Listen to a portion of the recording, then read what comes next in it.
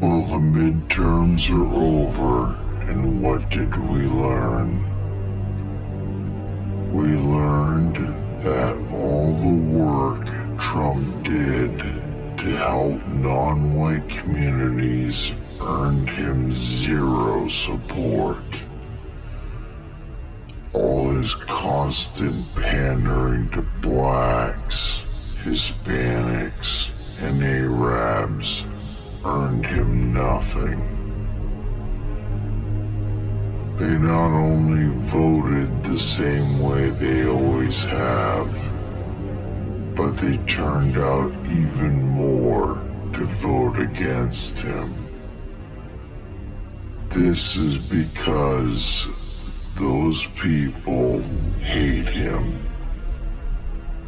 They always have, and they always will, because he is white.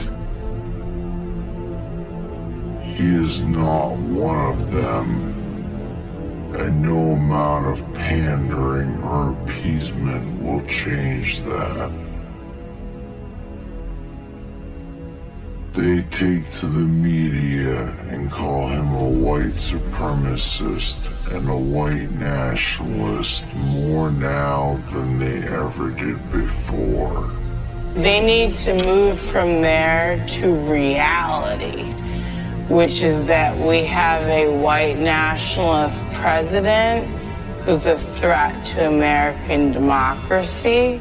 Not only is Donald Trump a white supremacist sympathizer, I think he identifies with this notion of white supremacy, this notion of preservation of white culture. This is about black versus white. This is about Donald Trump's appeal to racism, and it just happens all the time, and we never say it, or we don't say it enough for what it is, but that's what's going on. He went full Hitler and admitted he's a nationalist. We can stop calling it a dog whistle. Look at what his slogan, "Make America Great Again," means. We know what it means. We know what it meant. Make America white again.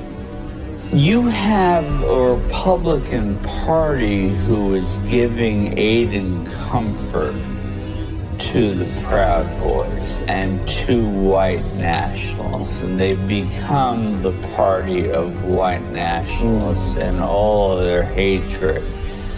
A guy who was sending a message by time and time again, tweeting about baseball or talking about his bad hair day there, that was done intentionally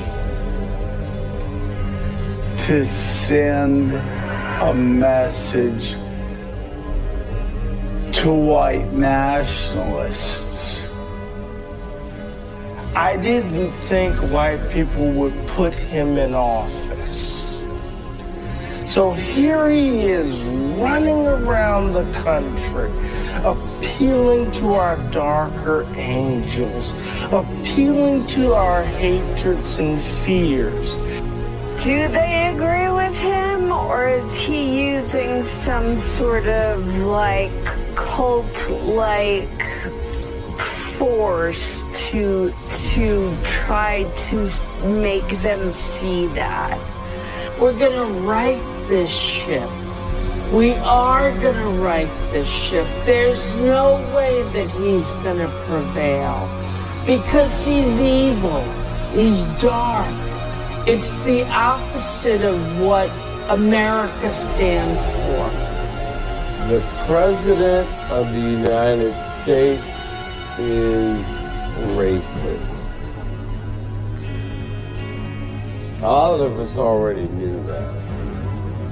Kanye West is engaging in one of the most nefarious practices yet.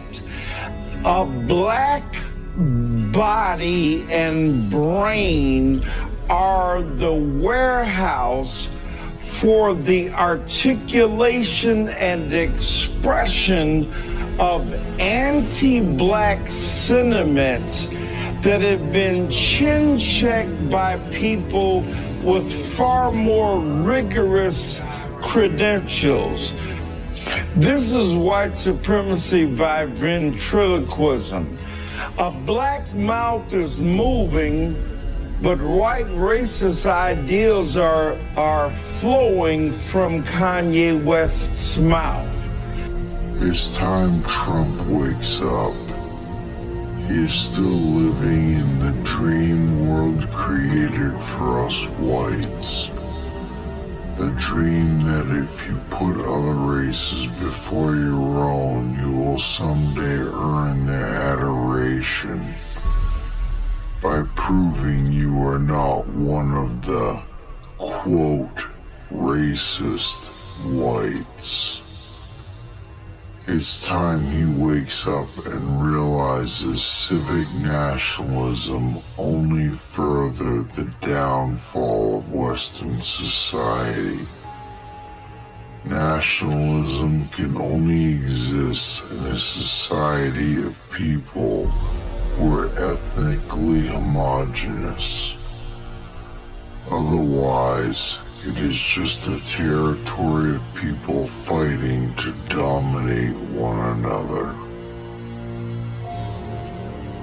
If Trump wishes to have a thread of hope winning his next term, he needs to stop trying to appease non-whites. He needs to become the white nationalist they accuse him of being and put our interests first.